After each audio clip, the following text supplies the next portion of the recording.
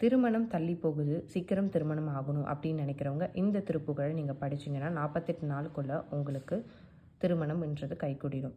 இந்த திருப்புகழ் என்னன்னு பார்த்தீங்கன்னா, நீலங்கொள் மேகத்தின் மயில் மீதே நீ வந்த வாழ்வை கண்டதனாலே, நீலங்கொள் மேகத்தின் மயில் மீதே நீ வந்த வாழ்வை கண்டதனாலே, மால்கொண்ட பேதைக்கு மணனாரும் மார்த்தங்கு தாரை தந்தருள்வாயே, வேலைக்கொண் வேலப்பண்டெறிவோனே வீரன்குன் சூரர்க்குன் குலகாலா, வேல்கொண்டு வேலை பண்டெறிவோனே வீரன்குன் சூரர்க்குன் குலகாலா, நாளந்த வேதத்தின் பொருளோனே நாளென்று மார்த்தட்டும் பெருமாளே, நாளந்த வேதத்தின் பொருளோனே நானென்று மார்த்தட்டும் பெருமானே.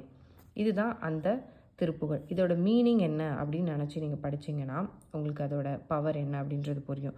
நீலங்கொள் மேகத்தின் மயில் மீதே நீ வந்த வாழ்வை கண்டதனாலே அப்படின்னா என்னென்னா, நீலம் நிறத்தில் இருக்க ஒரு மேகத்திலிருந்து மயில் மீது முருகா நீ உட்கார்ந்து வந்துட்டுருக்க, உன்னோட கழுத்தில் இருக்க அந்த அழகிய வாசம் மிகுந்த மாலையை இந்த திருமணத்திற்காக ஏங்கும் எனக்கு நீ கொடுத்து அருள்வாயே அப்படின்றும், உன்னோட வேலை வச்சு தீயவர்களெல்லாம் அழிக்கிற அந்த ஒரு பவர் கொண்ட முருகா, எனக்கு உன்னோட அந்த பவரை வச்சு எனக்கு ஒரு திருமணத்தை பண்ணிக்கொடு அப்படின்றதும், நாலென்று வேதத்தின் பொருளோனே அப்படின்னா ரிக் எஜூர் சாம அதர்வனா அப்படின்னு இருக்க எல்லா வேதங்களுக்கும் ஒரு பொருளாக இருக்கிறவர் தான் முருகர்.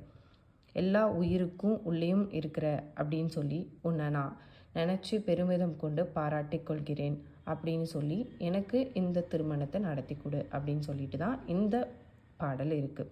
ஸோ இதை நீங்கள் கண்டினியூஸாக 48 நாள் படிக்கிற போது உங்களுக்கு கண்டிப்பாக உங்களுக்கு அந்த சேஞ்சஸ் தெரியும். இதுக்கு நிறைய பேருக்கு இது நடந்திருக்கு. அப்படி உங்களுக்கு தெரிஞ்சவங்களுக்கு யாருக்காவது நடந்திருக்குன்னா கமெண்ட் பண்ணுங்கள். அதை பார்த்து நிறைய பேரும் படிப்பாங்க. வெற்றிவேல் முருகனுக்கு அரோகரா.